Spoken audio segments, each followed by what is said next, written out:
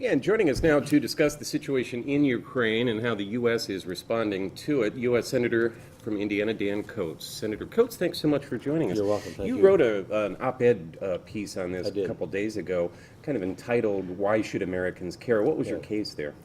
The case is that small things matter. You know, when there's a bully in the playground, if you don't stand up to him with a sharp response, you're going to be bullied more. Putin has sent a lot of signals that this is just the start of something more. We want to make sure we nip this in the bud. Small things in Europe have happened that led to big deals with millions of people dying in the end. So let's not let that happen again. You did make reference in your piece about World War I, but is there a case to be made here, too, that this looks a little bit like perhaps what happened before World War II with... It did, absolutely.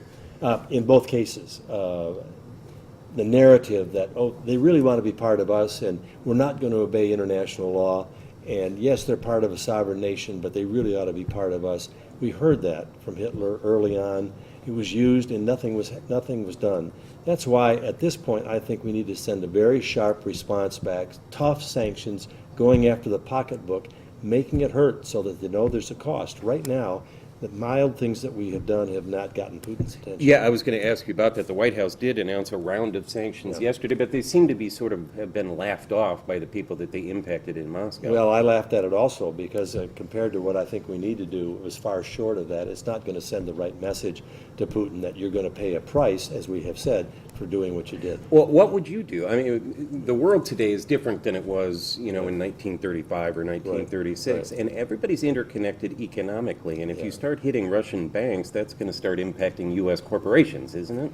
It's just going to get worse if you don't do it. But I think what we need to do is sharp economic sanctions to hit Russia in the pocketbook. Our Western nations in the United States are far stronger and much better fiscal shape than the Russians. They're very dependent on exports of oil and gas. We can start to wean European nations off of that. We can send signals that we're, with our new energy sources that we have available, that we can supply some of that energy need.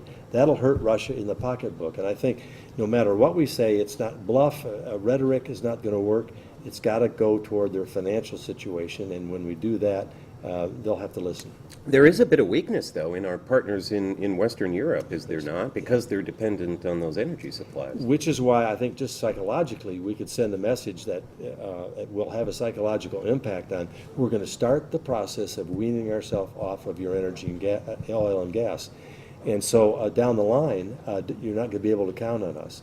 And that's just one of the major sanctions, I think, as well as freezing some bank accounts and so forth, that need to be done to make them pay a price. Okay, final question, and it's kind of a yes-no question. Do you think Crimea is gone at this point? Virtually, yes, because I think we acted too late with too little, and now we've got to just make sure we stop at the next step. Okay, U.S. Senator Dan Coats appearing tonight at the Lincoln Day dinner in Morocco, Indiana, my dad's hometown. Senator, thanks so much for Thank you coming. very I appreciate much. it. Good to see you.